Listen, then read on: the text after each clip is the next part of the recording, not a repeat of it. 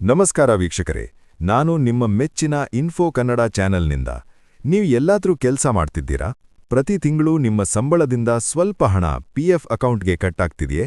ಹಾಗಿದ್ರೆ ಈ ವಿಡಿಯೋ ನಿಮ್ಮ ಜೀವನದ ಅತಿ ದೊಡ್ಡ ಆರ್ಥಿಕ ಭದ್ರತೆಯ ಬಗ್ಗೆ ಇರಲಿದೆ.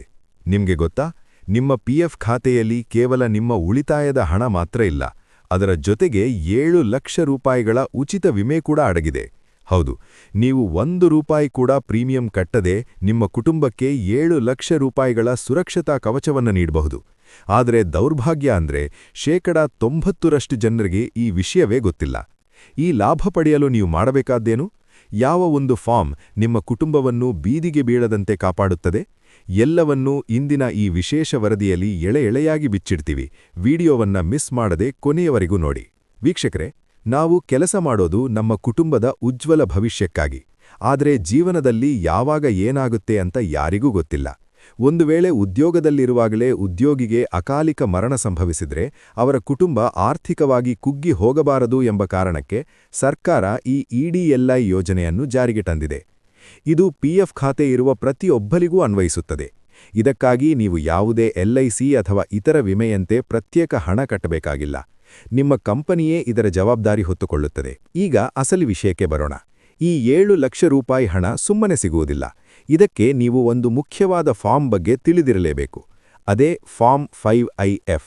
ನೆನಪಿಟ್ಟುಕೊಳ್ಳಿ, ಫಾರ್ಮ್ 5IF. ಉದ್ಯೋಗಿ ಮೃತಪಟ್ಟಾಗ ಅವರ ನಾಮಿನಿ ಅಂದರೆ ವಾರಸುದಾರರು ಈ ಫಾರ್ಮ್ ಅನ್ನು ಭರ್ತಿ ಮಾಡಿ ಸಲ್ಲಿಸಬೇಕು. ಒಂದು ವೇಳೆ ಈ ಫಾರ್ಮ್ ಬಗ್ಗೆ ಮಾಹಿತಿ ಇಲ್ಲದಿದ್ದರೆ ನಿಮ್ಮ ಅಕೌಂಟ್ನಲ್ಲಿ ಎಷ್ಟೇ ಹಣ ಇದ್ದರೂ ಈ ವಿಮಾ ಮೊತ್ತ ನಿಮ್ಮ ಕೈ ಸೇರುವುದಿಲ್ಲ. ಇದರ ಜೊತೆಗೆ ಪಿಎಫ್ ಹಣ ಪಡೆಯಲು ಫಾರ್ಮ್ 20 ಮತ್ತು ಪಿಂಚಣಿ ಪಡೆಯಲು ಫಾರ್ಮ್ 10D ಕೂಡ ಸಲ್ಲಿಸಬೇಕಾಗುತ್ತದೆ. ಹಾಗಾದರೆ ಈ ಲಾಭ ಯಾರಿಗೆಲ್ಲ ಸಿಗುತ್ತೆ? ಕೇಳಿಸ್ಕೊಳ್ಳಿ. ಮೊದಲನೇದಾಗಿ, ನೀವು ಸಕ್ರಿಯ ಇಪಿಎಫ್ ಸದಸ್ಯರಾಗಿರಬೇಕು. ಎರಡನೇದಾಗಿ, ಮರಣ ಸಂಭವಿಸಿದಾಗ ನೀವು ಕೆಲಸದಲ್ಲಿರಬೇಕು. ನಿಮ್ಮ ಕಂಪನಿ ಇಪಿಎಫ್ಒ ಅಡಿಯಲ್ಲಿ ನೋಂದಾಯಿತವಾಗಿರಬೇಕು.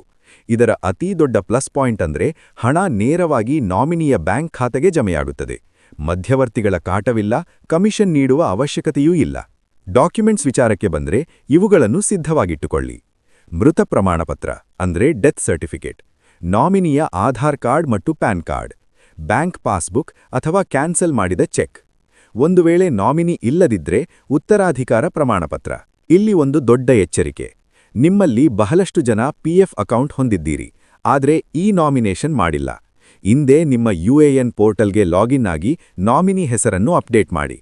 ನಾಮಿನಿ ಹೆಸರಿಲ್ಲದಿದ್ರೆ ಆ ಹಣವನ್ನ ಪಡೆಯಲು ನಿಮ್ಮ ಕುಟುಂಬದವರು ಕೋರ್ಟ್ ಕಚೇರಿ ಅಂತ ಅಲೆಯಬೇಕಾಗುತ್ತದೆ. ನಿಮ್ಮ ಒಂದು ಸಣ್ಣ ನಿರ್ಲಕ್ಷ್ಯ ನಿಮ್ಮ ಕುಟುಂಬವನ್ನು ಕಷ್ಟಕ್ಕೆ ದೂಡಬಹುದು. ವೀಕ್ಷಕರೇ, ಪಿಎಫ್ ಅಂದರೆ ಕೇವಲ ನಿವೃತ್ತಿಯ ನಂತರ ಸಿಗುವ ಹಣ ಅಲ್ಲ, ಇದು ನಿಮ್ಮ ಕುಟುಂಬದ ಪಾಲಿನ ಸಂಜೀವಿನಿ. ಈ ಮಾಹಿತಿಯನ್ನ ಕೇವಲ ನಿಮ್ಮಲ್ಲೇ ಇಟ್ಟುಕೊಳ್ಳಬೇಡಿ. ಪ್ರತಿಯೊಬ್ಬ ಕಾರ್ಮಿಕರಿಗೂ, ಪ್ರತಿಯೊಬ್ಬ ಸಾಫ್ಟ್ವೇರ್ ಎಂಜಿನಿಯರ್ಗೂ, ಒಟ್ಟಾರೆ ಪಿಎಫ್ ಹೊಂದಿರುವ ಪ್ರತಿಯೊಬ್ಬ ಕನ್ನಡಿಗನಿಗೂ ಈ ವಿಡಿಯೋವನ್ನ ಶೇರ್ ಮಾಡಿ. ಯಾಕಂದ್ರೆ ನಿಮ್ಮ ಒಂದು ಶೇರ್ ಒಬ್ಬರ ಕುಟುಂಬಕ್ಕೆ ಆಸರೆಯಾಗಬಹುದು.